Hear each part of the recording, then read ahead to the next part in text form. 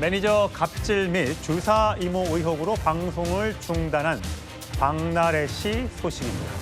오늘도 빼놓을 수가 없는데 저희 채널A를 통해서 또 깜짝 놀랄 만한 이슈가 터져 나왔습니다. 먼저 박나래 씨의 목소리 듣고 시작하겠습니다. 현재 제기된 사안들에 대해서도 사실관계를 차분히 확인해야 할 부분들이 있어 법적 절차를 진행 중에 있습니다. 그 과정에서 추가적인 공개 발언이나 설명은 하지 않도록 하겠습니다.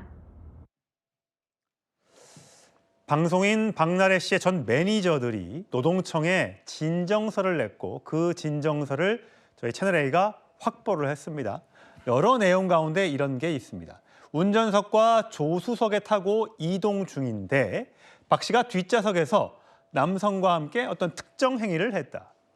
차량이라는 공간 특성상 상황을 피하거나 자리를 벗어나는 게 불가능한데도 박나래 씨가 사용자의 지위를 이용해 원치 않는 상황을 시청각으로 강제 인지하게 만들었다라고 되어 있고요. 다음 장이요. 이런 내용도 있습니다. 박나래 씨가 이 특정 행위를 하면서 매니저가 운전하는 이 운전석 시트를 반복해서 발로 찼다. 대형 교통사고가 하마터면 일어날 뻔했다라고 얘기를 하고 있습니다. 남 기자님, 이건 매니저들의 일방적인 주장이고 저희가 아직 박나래 씨 측의 해명은 듣지 못해서 주장이라고 하겠습니다. 이 상황은 뭡니까? 네, 매니저들의 전적인 주장이고요. 사실 몇 주 전부터 이러한 소문이 돌기는 했었습니다. 박나래 씨가 사실 우리가 알고 있기로는 갑질과 불법 의료 시술까지 정말 우리가 알지 않아도 될 상황들 많이 알고 있잖아요. 예. 그런데 거기에 더해서 사실 박나래 씨 측이 굉장히 지금 앞부분에서 우리가 그 입장을 보듯이 너무나 강경하게 더 이상 대응을 하지 않겠다라고 하니까 사실 추가적인 이런 내용들이 공개된 것 같습니다. 예. 전 매니저 측에 따르면요, 이 상황에서 사실 폭로가 조금 강하긴 했습니다. 왜냐하면 이게 부적절한 행위라고 되어 있잖아요. 그러니까 우리가 좀 상상하기 조금 어려운 상황이긴 한데 이게 박나래 씨의 사생활을 정말 모두 다 알게 되는 상황인 거예요. 예. 근데 그 내용 중에는 사실 뭐 어떤 심부름을 시켰다더라라는 내용도 사실 예. 있고요. 근데 아직 밝혀지진 않은 뭐 술잔을 상황인데. 던졌다, 네네네. 심부름을 시켰다, 뭐 여러 가지 갑질 의혹들이 네. 폭로가 됐는데 이건 사실 또 다른 의혹이에요. 네. 사실 남자친구가 회사에 있었는데 남자친구한테 집을 얻어줬다, 네. 또 연봉을 많이 줬다, 뭐 4대 보험을 가입해줬다 등등의 이야기가 있었는데 남자친구를 뒤에서 같이 차를 타고 가는데 거기에서 어떤 특정 행동이 있었다, 이 주장이잖아요. 네, 그런데 또 여기서 또 새로운 사실은요. 그동안에 남자친구의 존재가 있었잖아요. 네. 그 남자친구에게 뭐 월급을 줬다라고 알려져 있는데요.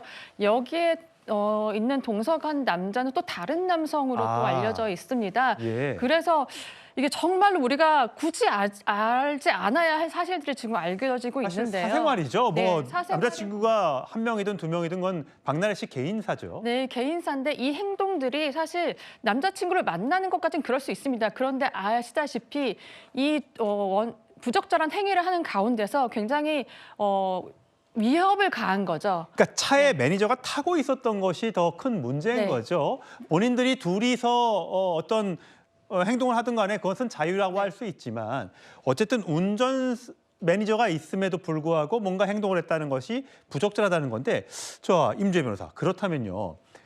이 보면 반복해서 앞자리를 발로 찼다는 거잖아요. 이게 이제 사고로 이어질 수도 있는 건데 이거를 고용노동청에다가 갑질로, 그러니까 직장 내 갑질로 신고를 했단 말이죠. 이게 직장 내 갑질하고 어떤 관계가 있습니까? 고용노동청에 진정서를 제출했다는 그 의미는요. 내가 지금 다니고 있는 이 회사, 이 박나래 씨의 소속사에 여러 가지 문제점이 있었다. 이 부분을 노동청에서 좀 조사해달라라는 취지인데, 일단 진정서를 제출할 때는 여러 가지 사실관계를 모두 모아서 제출할 수 있습니다.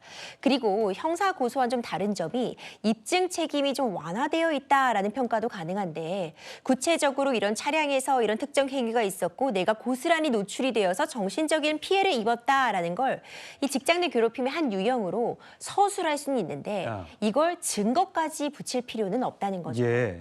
갑질이라는 유형은 굉장히 넓게 포함이 됩니다. 언어폭력도 해당하고 불필요한 심부름을 하게 하는 것도 포함이 되는데 이런 상황, 원치 않는 상황을 목격할 수밖에 없게 하는 것, 이 역시도 충분히 직장 내 괴롭힘의 한 유형으로서 정리가 될 수 있는 측면이고요. 그렇군요. 이제 그런 부분들을 감안할 때 아마도 이런 부분을 별도로 형사 고소하지 않는 건 마땅히 처벌할 만한 규정을 떠올리기 어렵다라는 측면, 더해서 어떤 이런 부분이 입증까지 하지는 않고 적어도 이 회사 내에 많은 문제점이 있었다는 한 사례로서 제기하고자 이렇게 진정서를 제출하지 않았을까 싶습니다. 예, 제가 앞서 말씀드렸던 것처럼 이것은 매니저 측의 일방적인 주장입니다. 박나래 씨가 이와 관련해서 해명할 것이 있다면 저에게 전해주신다면 제가 그 해명도 자세하게 전해드리겠습니다.